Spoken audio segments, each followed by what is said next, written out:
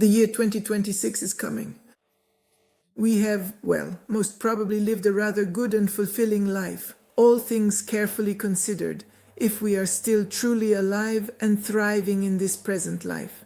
So, the entire life we have lived and are currently living is, in fundamental principle, a genuinely good and worthwhile life. We can't really complain about anything in particular. What do we have to complain about in our lives? If we have to complain, it's only about ourselves.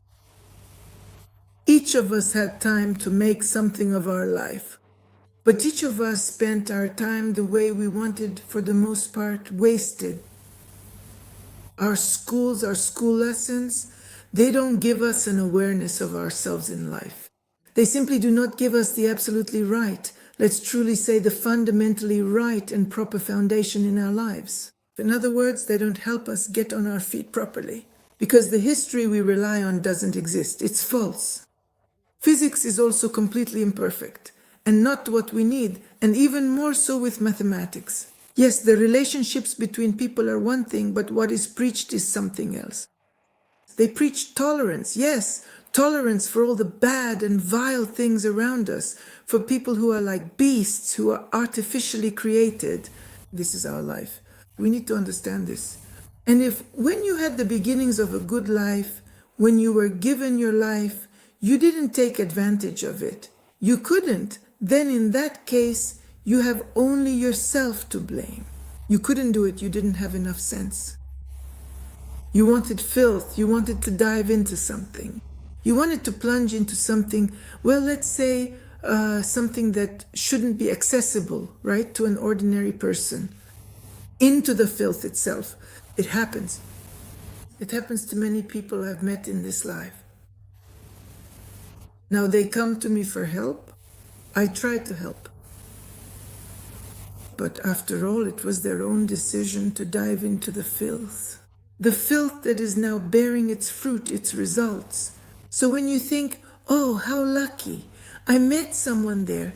No, friends, you should always ask yourself, what are you expecting from this? Should I say it?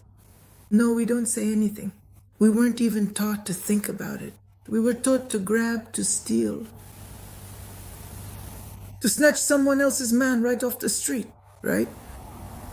To steal, what? To steal money from an account, from a bank, to steal apartments, to steal houses. That it will come back to haunt you later. But who even thinks about that? Even when the payback finally comes, people still don't realize that it's retribution for what they've done in their lives. And that's very hard to understand. I want to tell my children, my grandchildren, and my great-grandchildren, who will someday listen to me, something else. In youth, you are given a small segment of your life, the first 18 years. Cherish those 18 years. Don't try to get yourself into the mud somewhere, because that mud isn't just physical, it's moral, it's psychological. That is precisely why you absolutely need to live these formative years of your life in a profoundly meaningful way that actively builds and shapes your entire future story, your very own unique and personal narrative, the compelling story of your true self. Indeed, these truly are your crucial first years, laying the essential groundwork for everything to come. School doesn't teach this. Especially schools in all those Soviet republics. I'm talking about all the numerous former Soviet republics, namely Kazakhstan, Ukraine, Moldova, and Belarus. All these republics, they teach you how to lose your life. To lose it, exactly. How to become a clown in your own life, to put on a mask you don't even have. And that's the most upsetting and the worst thing. For all the people who go through life without understanding, they're losing their lives. That is, at this age, before 18, the foundation is laid for your future life, your attitude. In the United States, that age is 21. That's considered adulthood. And in principle, that's how it is. 18 is still a very young age. But they draft you into the army at 18. But what if he's not mature yet, if he's still young? What then? What do you do then if the army immediately teaches you to go out and kill? Don't waste your life. Don't waste it on empty schemes, on pointless conversations, on meaningless sex. Don't waste your life. Life is something different. It's created by your own hands. The smarter you truly are, the more effectively you can shape your very own life. No one truly gave me any advice either. Just like you, I often groped around in the dark in some kind of deep cave, cautiously sneaking around, trying to fully figure out my life, trying to simply survive. And somehow to create a life for myself that's better than others. I'm a girl from Chukotka. I was born in Chukotka. It's the edge of the earth. It's Alaska. Chukotka is the farthest part of Russia where it meets Alaska. Other than the white tundra, bears, and wolverines, we knew nothing else. Wolves, bears, wolverines. In autumn and spring, migratory birds, bean geese, cranes. You see, even back there in Chukotka, I wanted to be better than others. I'm not saying I became better. No, but I pulled myself out. I simply pulled myself out by the hair from that provincial backwater, where people could only laugh and say it was impossible to get out of there at all.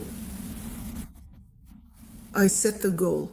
No, not a goal to leave feet first or to spread my legs, right? The goal was different, to push forward through knowledge, to achieve the position I had envisioned for myself. I would lie there looking at the stars, those stars up in the sky. But it turned out they were just cities. Cities of those people who once lived on our land, then built cities up there and left so they wouldn't have to endure the cataclysms here. People who are, of course, much, much smarter than us. They're not stars, they're not planets. You see, this knowledge needs to be acquired. Who would have told me something like that when I was a child? I would be 1,000 times smarter today. But as a child, I had to just look at the stars and dream. A girl from Chukotka who had only one robe and one sweater. Yeah, it's funny. I have a funny photo. I post it. I'm not ashamed of it. I post it and show it. Yes, I have great ancestors, truly great ancestors, but we were pushed down to the very bottom. Those who came to power, the Sobakeviches. Children born of dogs. It was a different tribe that came. And somehow you have to survive among such a population. That's why I went straight to university after Chukotka. University, and then straight to New York, and then Switzerland. And so from a poor, destitute girl, I turned into this sort of Cinderella. Not Cinderella, rich, not rich. No, not really. Regret something? Of course I have regrets. Somewhere along the way, I just didn't have enough sense. But I want my children to have more sense, to build their own lives on the foundation I've given them. A good, solid foundation. And if you truly don't have enough brains to enrich it with your own mind, then that indeed is your very real problem. You need to change them. You need to be aware of them.